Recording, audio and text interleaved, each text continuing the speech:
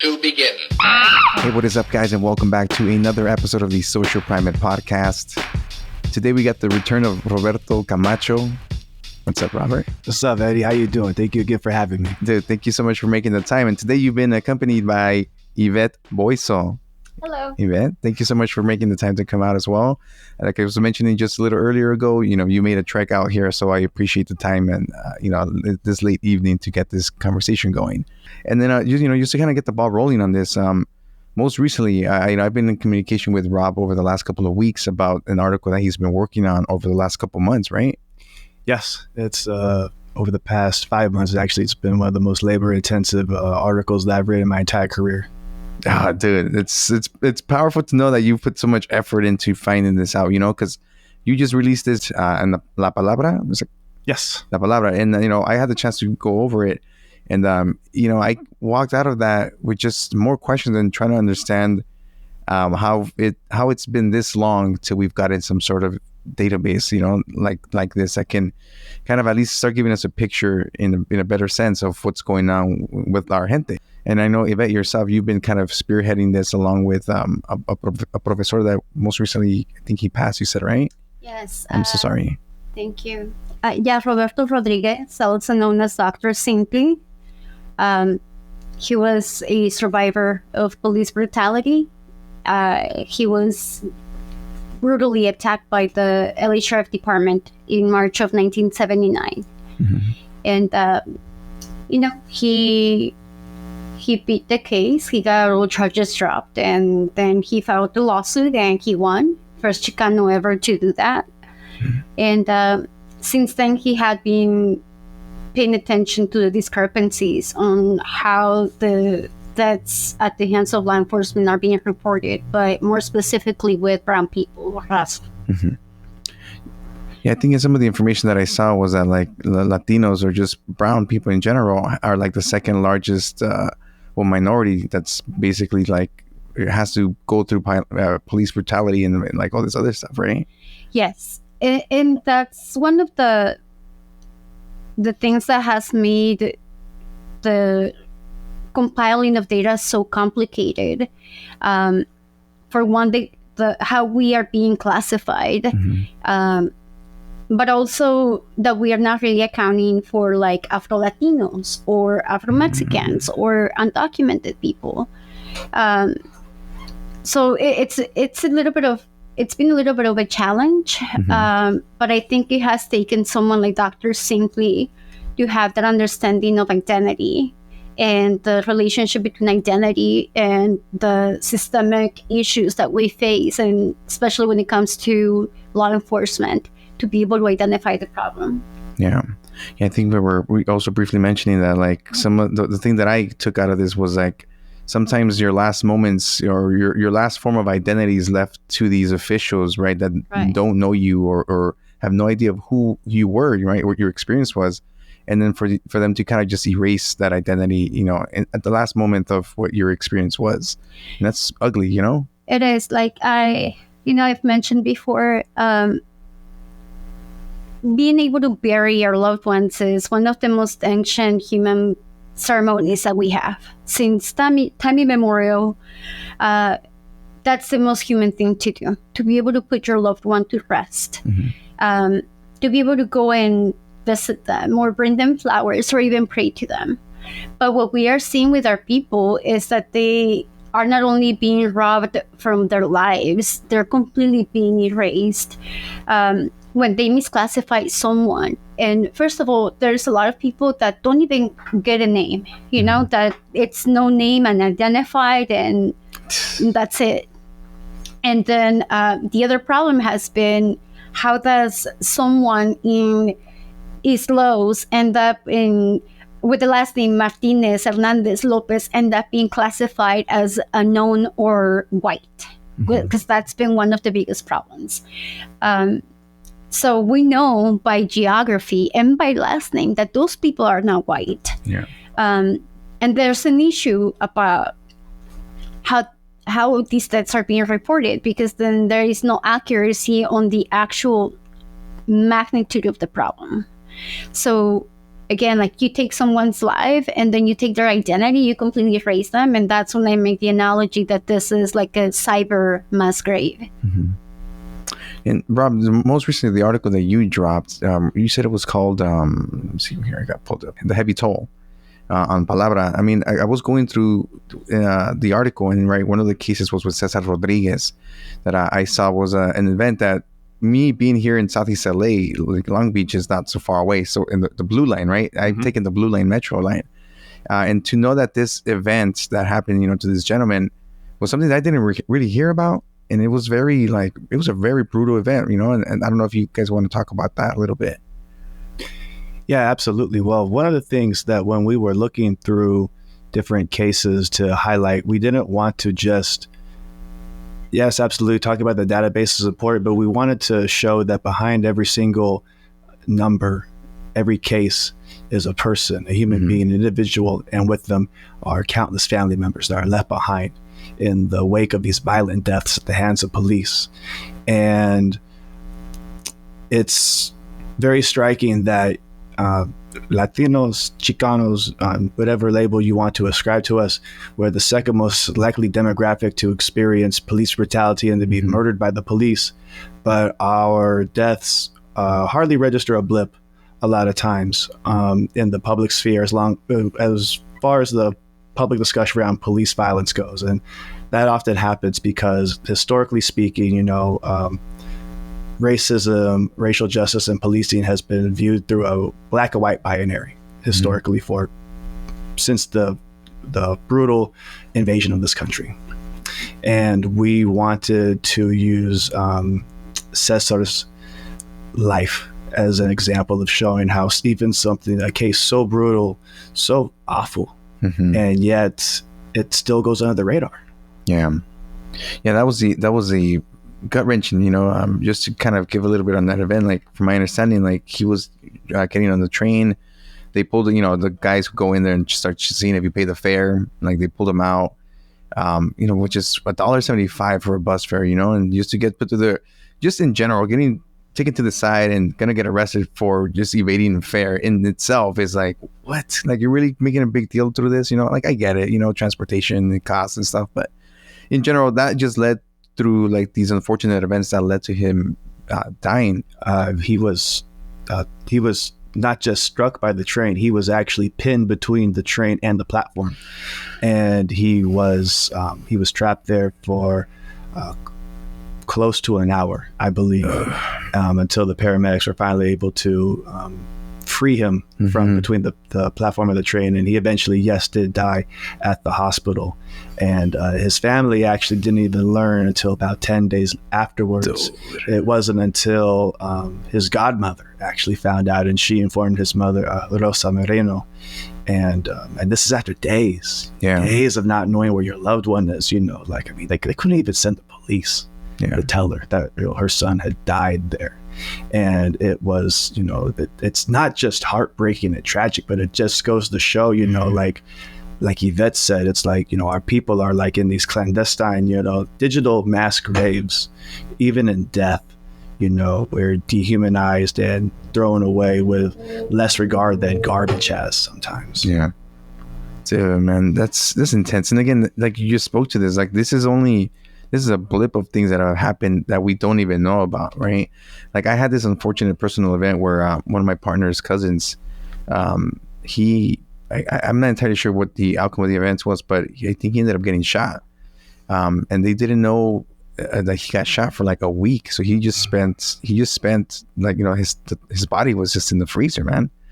And even then, like, his circumstances with his parents weren't the greatest from my understanding. So they didn't really remove his body until a month after from there. So I was like, that's so cold that, first and foremost, it happens with your family, but at the same time, like nobody's there to really, again, put this identity to who you were, and it's sad.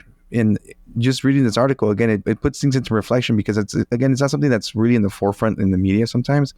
It's always about, like our Black brothers and sisters who are going through something, but not necessarily always the pinpoint. You see it on YouTube or TikTok, like, hey, this person that's brown got tased and they got a heart attack or something, but that's it. and it just kind of goes under the radar and nobody really talks about it. But these are instances that are happening a lot, and I see it a lot in my neighborhoods too, right here in Southeast LA. Like it's a common occurrence that, there's some sort of violence going around and the cops are involved or something happens, and it's just a cycle that we continue seeing here. Yes, absolutely. I actually want to make a point about that, because there is no coincidence. For one, Southern California is the epicenter of all police killings in the country. Damn. However, the states with the most police killings also happen to be the states with the most brown populations or people of Mexican descent, or Mexican Americans, Chicanos. So California being the number one, then Texas, then Florida, then Arizona, Utah, and so on. Yeah. But every single one of these states, just like they rank between Mexican population, whether they're Mexican nationals or Mexican descent, that happens to be also the states with the highest rates of people who are killed by the police. Yeah. That's crazy. The thing that trips me out sometimes, I mean, here in LA, right, you see the police, and a lot of them, they happen to be just brown folk too, just people who could be your neighbors and stuff, and you see them turning against, the same people that you grew up with. It's like, I get it's so circumstantial, I can speak because I have some families that are family members are in the police department, and it's hard to kind of just sometimes have conversations about this kind of stuff because they immediately have like this safeguard or like this defense ready to just, defend what they're doing. And it's like, what happened? Like, how much influence did the system really have on you, on your soul as a person, that you have to go to these extents and act this way? This is, I think, one of the main problems that we have when it comes to police brutality, that I don't think we talk about it enough. And we know there's a mental health crisis in this country. And we know that the biggest public health crisis is police brutality. We know a lot of these deaths or these people that end up getting killed, the whole interaction starts with someone calling 911 because of a mental health crisis. However, what we usually don't take into consideration is that the biggest mental health crisis is happening within police departments in this country. The biggest, the highest rates of suicide, substance abuse, PTSD, including domestic violence. And I know people kind of make fun of these percentage, that 40% of domestic abuse, within law enforcement, 40% of officers abuse their families. Damn, that's a high number, 40%. And that's with domestic abuse being the most underreported crime in the country. Wow. So the rates are much higher. Yeah. And even when they've tried to do it in a way where, they're not, let's say they do it anonymous, right? So the families don't have to give their information. But the way that they're collecting the data is being sent to the house. So it's not even like they can actually do it with peace of mind that their spouse is not going to find out. Yeah. Then the few people that actually, the few spouses or family members that ask for help cannot really be safe, because if you're married to a police officer and you call 911, who's gonna show up? Co-workers. And their number one rule is not to keep you or me safe, is to do whatever they gotta do to protect each other.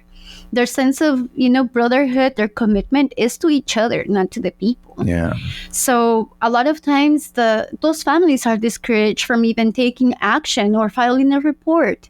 They will protect each other. They will cover up for each other. And there's a big stigma when it comes to mental health. And right now, yes, I'm seeing a lot of efforts from the government to try to fight against that. because a police officer is more likely to die by suicide than at the line of duty. Oh, dude. Mm-hmm. Yes. So how is it possible that they're looking at us as people, as civilians, and telling us that we just hate this country and that we just hate cops, and when in reality the system is failing their own officers. The only tools that they're giving them to go and respond to any crisis, any kind of situation, is a badge and a gun. So when you are, deprived of sleep, when you're on the edge, when you are already in this kind of environment, no wonder why these situations end up being dead, or life or death, no wonder why they continue to escalate. They have no training whatsoever to de-escalate. That's the only thing they've been taught. And on top of that, there's implicit bias that the way that they're training, they're taught to identify Black and brown people. So yeah, real quick, it's funny that you mentioned that, because I remember there's one time I had the opportunity to drive a couple of set of family members and their friends that happened to be in enforcement, and then they were like, don't worry about it, just drive this way, like if they pull you over, it's they're gonna, what do they call it, driving while brown, DWB. And I was like, what is that? It's like, oh, driving while brown. And they were kind of like cracking jokes, and I was like, okay, this is like some lingo that I see them like using. And they refer to civilians as civvies. So I was like, there's already this detachment that you're creating, like us versus them, like, oh, they're civvies, we're kind of high above them, I think it really goes to show, like, yes, this kind of mentality has always existed amongst police, but it really goes to show, like you said, this enemy combatant viewpoint, and it really goes to show the militarization of the police over the past 2 decades, especially post 9/11, and then as the second Gulf War has wound down, and now in the war in Afghanistan, these militarized weaponry, technology, stuff that is designed originally for the battlefield inevitably makes its way back from overseas and onto U.S. shores.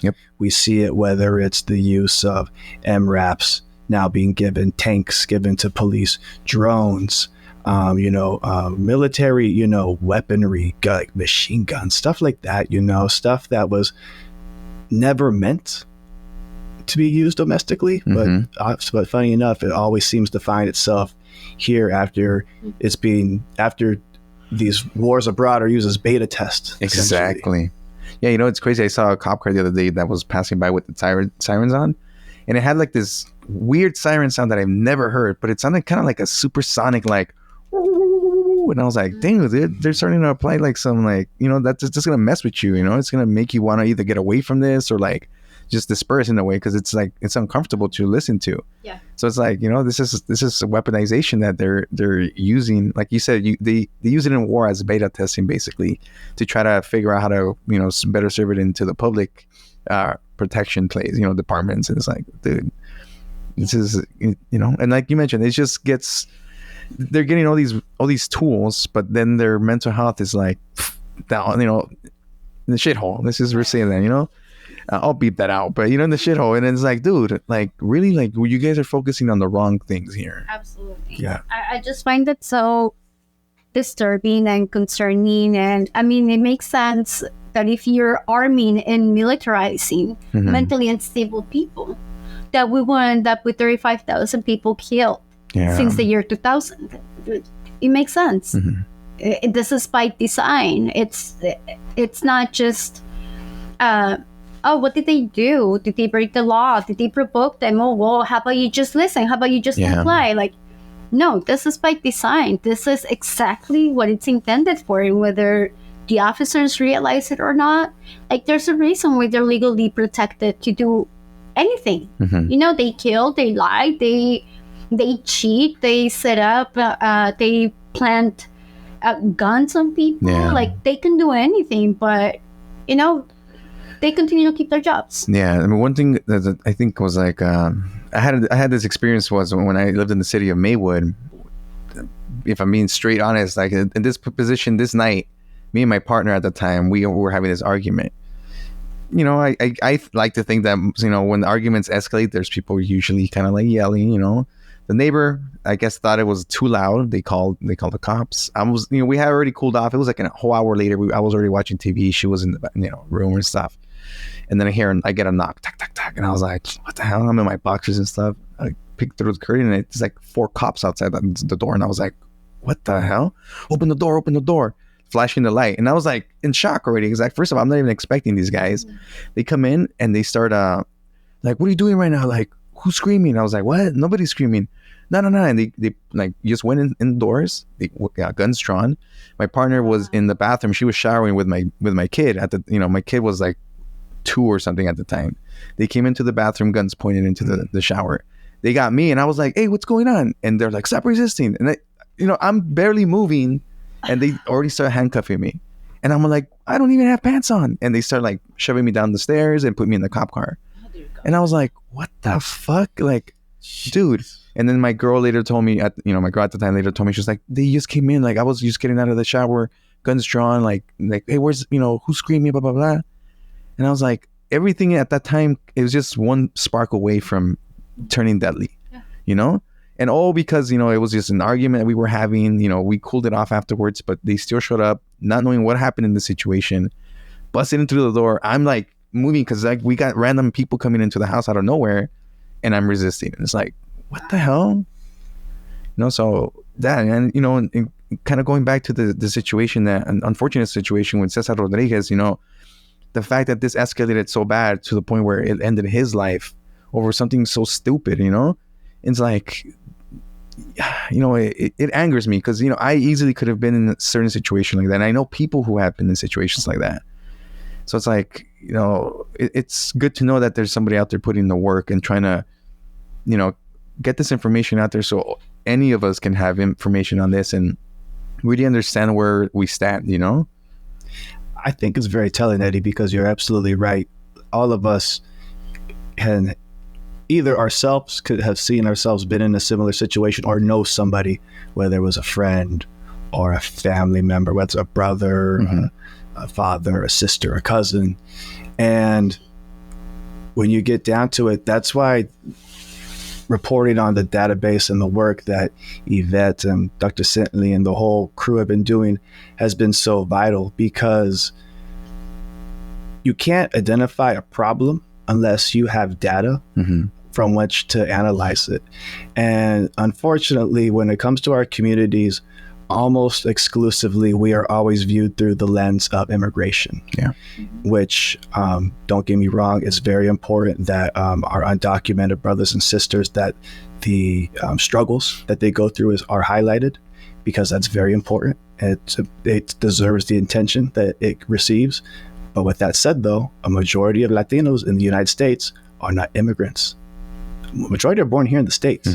And when we're the second largest demographic being killed by the police and our numbers are not being properly documented, how the hell could we even expect to address it properly if we're not even being documented in the first place? How do you do it? So, it wasn't until I finally did this report that I finally realized it took up until 2024 for a database that focused solely on documenting Latino deaths by law enforcement.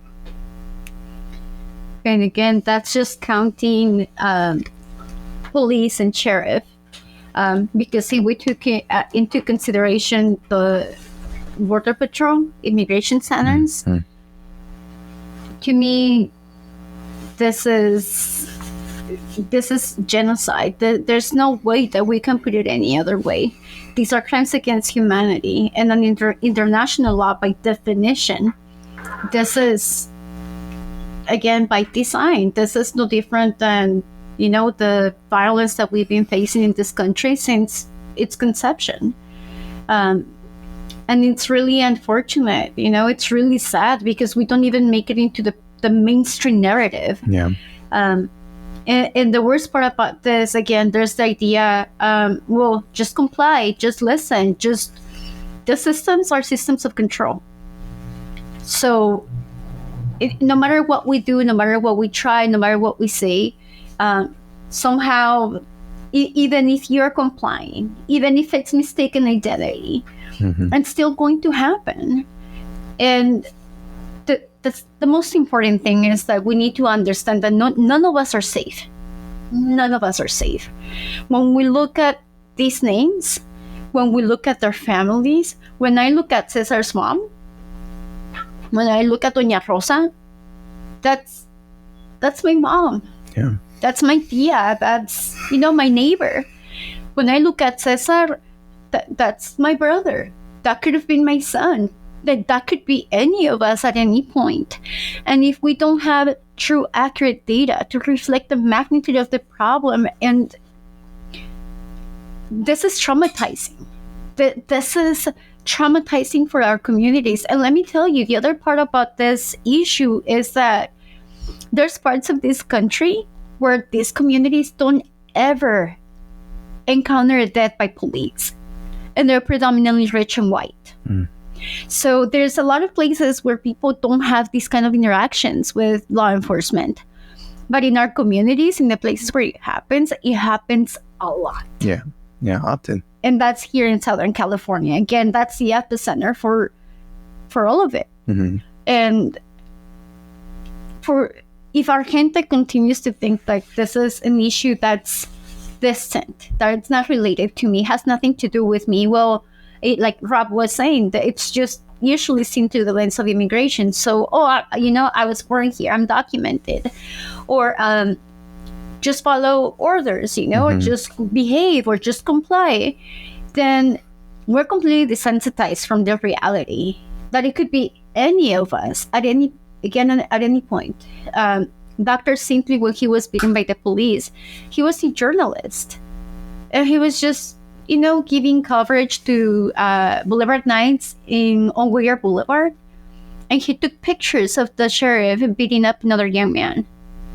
And that's what he was targeting. The last picture he took was of the police pointing at him with a baton. Damn. And then they arrest him. They crack his skull right here.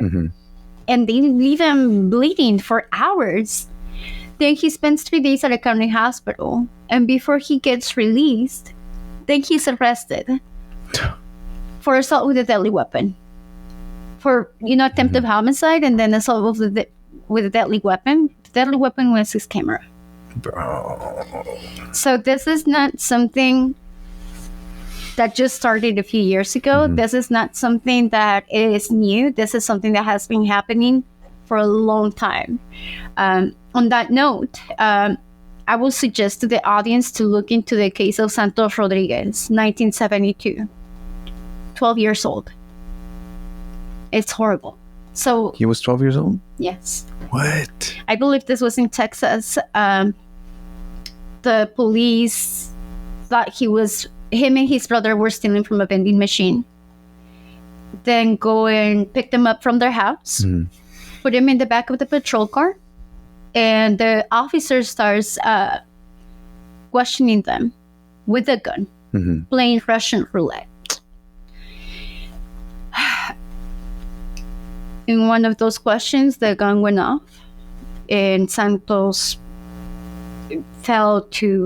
he was sitting next to his brother, 13 years old. And, he fell like right next to his brother. Like 1972. Jose Campos, like there's so many cases, but this is not new. This has been going on for such a long time. So we finally have a database to confirm the reality that we have been living in our communities. This is nothing new. We've known this for a long time, but now we can prove it. Man, it's heavy. I mean, again, these are just we're living our day to day, and we don't see this. A lot of the times, a lot of us don't even interact with the police for the most part. And we have this illusion that we haven't messed with them, like they're cool. But every now and then we have encounters with them where you kind of do see the true colors, and you see, again, going back to the whole point where the worst part is that here in Southern California, a lot of the people in law enforcement do tend to be people of color as well. So all you're really is just brutalizing your own people. Yeah. With the illusion, another illusion that you I see sometimes billboards when I'm on the 710 freeway and it says, join LAPD or LA Sheriff's Department, salary starting at blah, blah, blah. So somebody coming from a low poverty location, they see this like, oh man, I can start, police enforcement, and it starts me at 60,000, 70,000 plus. Like, oh, I've always been used to a 35,000 per, year job. Why not?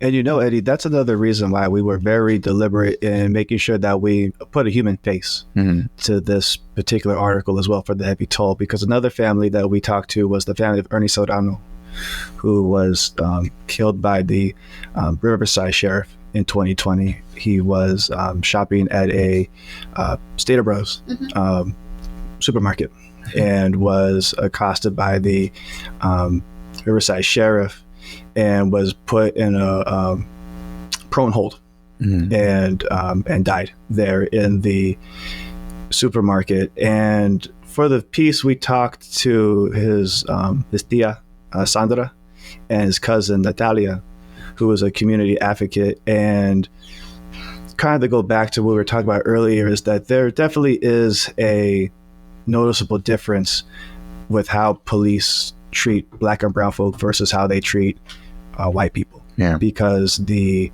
most violent and most dangerous white criminal is always treated better than the most restrained and polite Black or brown victim of police violence.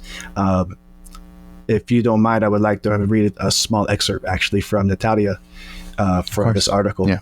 And we asked her if she felt that Ernie's death was indicative of a broader trend of, police using excessive force against Latinos.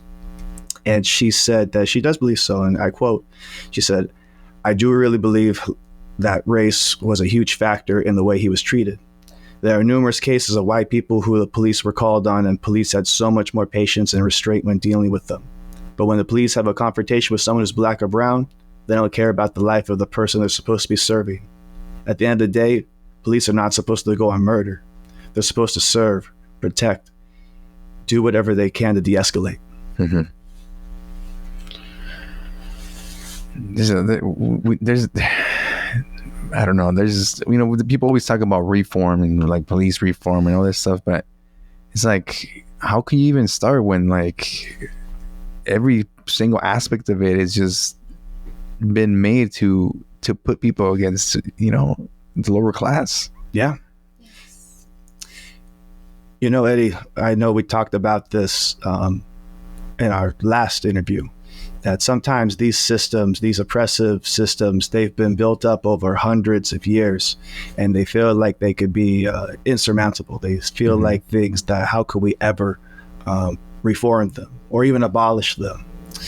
But the quote, James Baldwin, not everything that could be faced can be changed, but you can't change something until you first face it. And I feel like documenting these deaths through this database and putting a hard number on how many of our gente are being murdered by police is a good first step.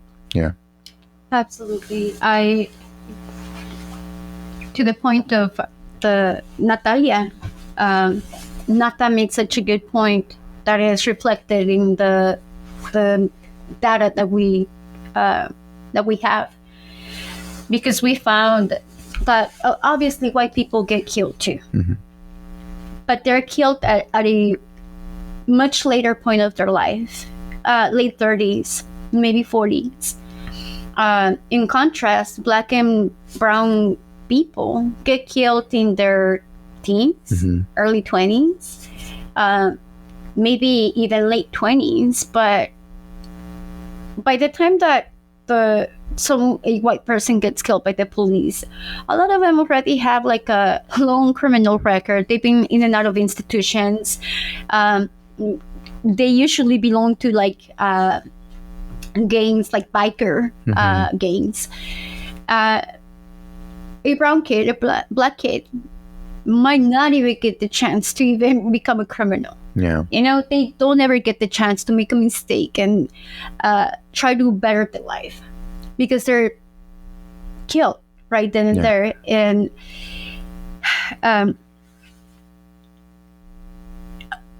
I want to emphasize this is a working class issue. We cannot be colorblind because that the reality that we face as people, as working class people, based on our skin tone, obviously changes. We are facing the same issue that might not be experienced in the same way by, people from different races. Mm-hmm. But at the end of the day, all of these killings, I want to say 98% of them are extrajudicial killings, meaning police are not meant to show up and be the judge, the jury, and executioner. They are meant to go and bring people before a court of law to get their day in court. People are still entitled to due process. So when they're showing up and they take justice into their own hands based on their discretion, I want to know what qualifies, what makes their discretion better than mine. Mm-hmm. Did they actually go through any training? Do they actually have any psychological training? Do they have any de-escalation tactics? What makes their judgment better than mine when, again, all they have is cuffs, badge, and gun? Yeah. And again, these are extrajudicial killings. That's why I keep saying this is a crime against humanity. This is not even legal anymore. So I hear a lot of the pushback that I get in this conversation is, that we're just being the victims, or maybe don't get in trouble. Maybe you just follow the law. Mm-hmm. Guilty people are not supposed to get killed either. Yeah. Mm-hmm. That's not the purpose of the police. That's not the purpose of the system. So at this point, as a human rights advocate, as a civil rights advocate, as an indigenous rights advocate, I can tell you that the purpose of the government and its judicial institutions has completely failed the people. Yeah. So the only way that I feel that maybe we'll get to the next level, right? We have some sort of transparency at this point where we can see the magnitude of the problem. Officers need to get charged with murder just like any other person would. They need to get those heavy sentences like me or you would if we killed someone. Mm-hmm. 98% of these killings go impune. There's no justice. There's no way that you can have justice with a system like this. There is no justice. But the other point, real quick, is terms of proportionality. And a lot of the excuses that come with this is that, but Latinos make 19% of all the population in the United States, and they only make 18% of all killings.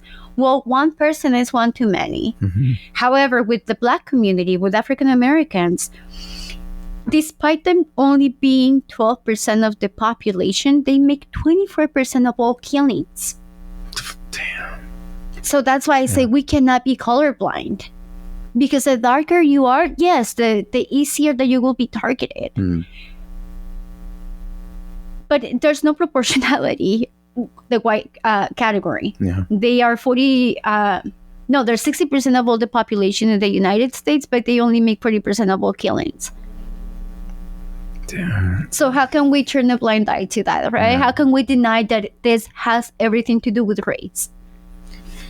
And if I may add to what Ivette said, the white population is also the most likely to be armed when they're killed by the police too.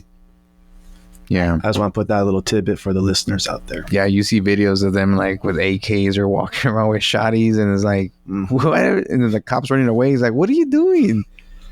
Yeah, I know. I'm gonna tell you, I've had my own encounters of this, and because of I have people around me that are in law enforcement. I kind of get a peek of what it is like they kind of see the outside world in a sense. And it's definitely very desynthesizing, like very disconnected from reality. And I think they're just fed this narrative that anything is dangerous. Mm-hmm. Like, again, these people that I know, they're constantly saying like, hey, like, don't be doing this in the middle of the night. Don't be going out here. Don't be walking there. You're going to get shot. And it's like, I mean, yeah, that reality is always going to be there. You are in a big, LA, depending on the neighborhood you are, you're going to come across some crazy stuff. But for the most part, it's pretty chill. Like, you're in your own little neighborhood. You're cool.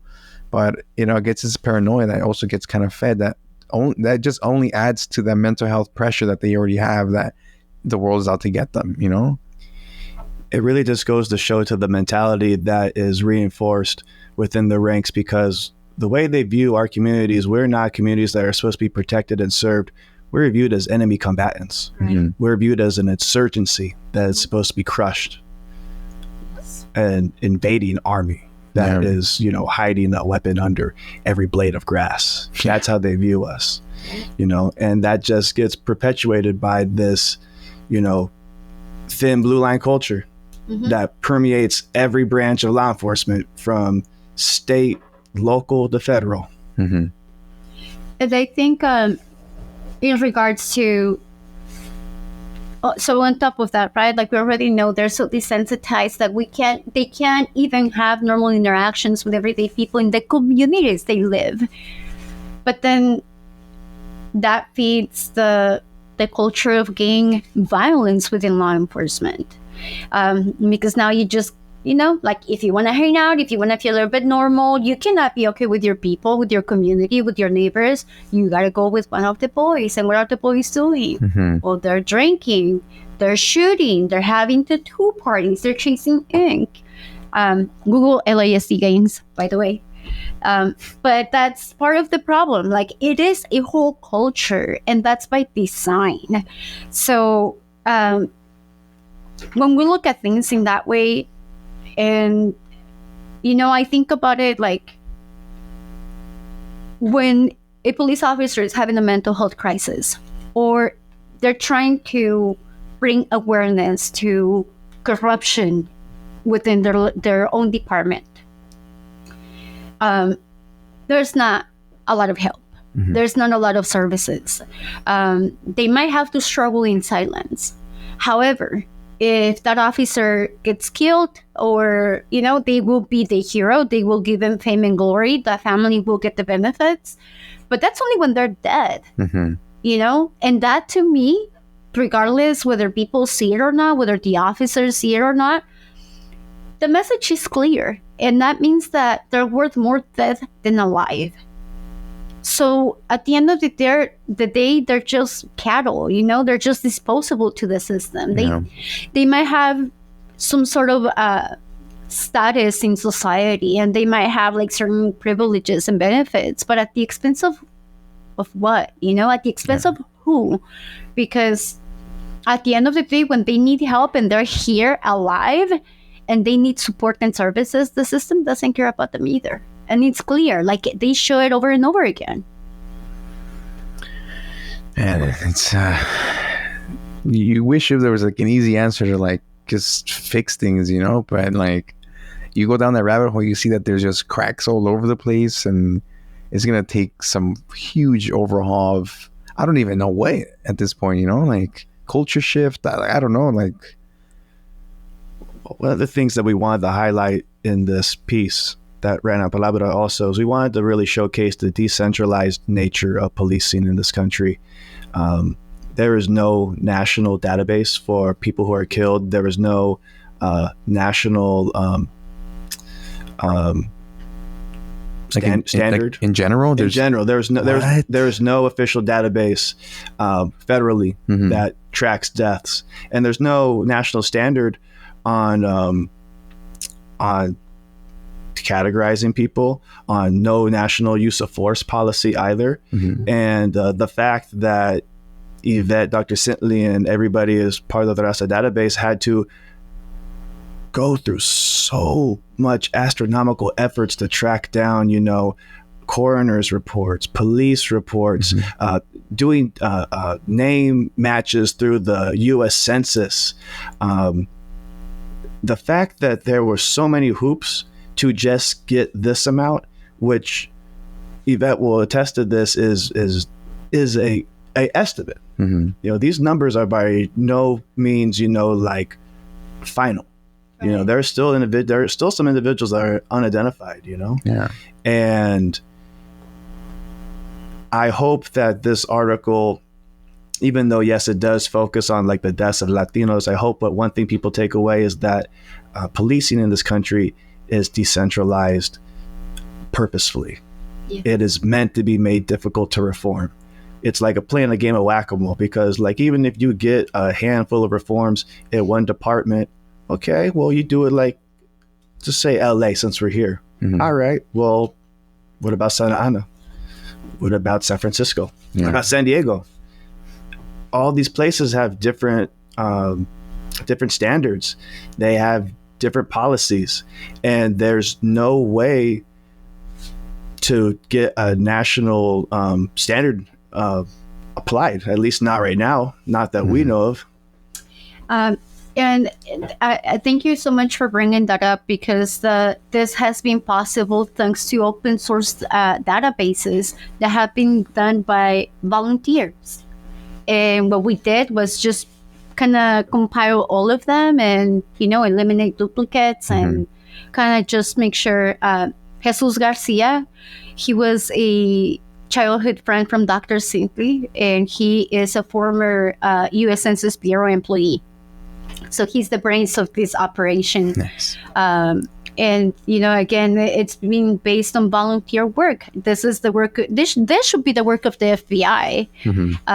But no, like there's, again, like no standard, no actual database that is coming from the government. So again, there's no wonder why the information is subjective. It's based on the discretion of the officer, and it's a shame. It's a huge injustice, but more than anything, it continues to dehumanize and objectify our people.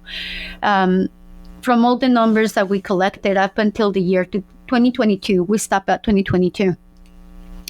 There were over 9,000 people without being identified. Damn. So thanks to the amazing work Jesus Garcia did, I think we ended up with less than 10 people. Less than 10 people? Yes. So out of those 9,000 people, so from all the within our people, and that's why we say Raza, because when we say Raza, we incorporate, like, regardless of how you identify, Mexican American, Mexican, Chicano, Indigena, like that, we mean brown people, you know, and we even go further to clarify that we're indigenous based people. But in the total number, there was 1/3 undercount of our people. 1/3. But here's the other part. The Asian community, the Asian Pacific Islander community, increased by 75%. Increased by 75%? What? And that just blew our mind. That was something that we did not expect. That was just completely shocking. Yeah, that was just a result of the research you were already doing. Yes. So, because once we put all the data together, right, like there's no way that we can only focus on brown people. We, you know, Jesus, again, he's the expert. He's a statistician and demographer. He's also the demographer for Dolores Huerta, the Dolores Huerta Foundation. So it's like, okay, we have this. Like, we got to run everything. It's just the right thing to do. And yeah, like it came out that 75% of the Asian Pacific Islander community were not accounted for. And that was just completely mind-blowing. Again, like, we're all impacted in one way or another, right? But this is a working class issue. Yeah. This is about race. This is very anti-immigrant. This is very anti-brown. This is very anti-black. This is very anti-working class, very anti-poor. Well, thank you guys so much for taking the time. I mean, you know, all the research that you've done, all the work that you've been putting over the last decade or so at this point, right? Since 2020. 2020. Oh, 2020. Oh, that's right. The concept started like in Dr. Cintli. Dr. Cintli, you know, ever since he survived that interaction with the sheriff department in 1979, this is the culmination of his life's work and his vision. And just, before, on that note, it wasn't easy working on this. Yeah. And especially for him. As a survivor of police brutality, a lot of times he will tell me, I just want to be able to write, That's what I want to do. I just want to write. He retired from University of Arizona, where he used to teach. And he moved to Teotihuacan because he just wanted to go write. Mm-hmm. And he ended up picking up more projects. But this will be something that will paralyze him sometimes. People don't know, but he lived with a traumatic brain injury. He had PTSD. Yeah. And he will get like really, really bad migraines at times. And it's not easy to work on death. And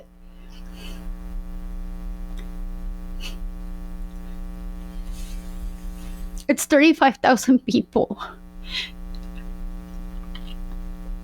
This shouldn't even be a thing, This should not be the norm. So he lived with this heavy weight since he was a young man. And he passed away a couple months before. But the night before he passed away, the last message that he sent me, it was regarding this database. So it took someone like him for us to get the closer thing to the truth that we might have so far. It took someone like him, someone to come back from the dead to tell us the reality of what we have been facing in this country for forever.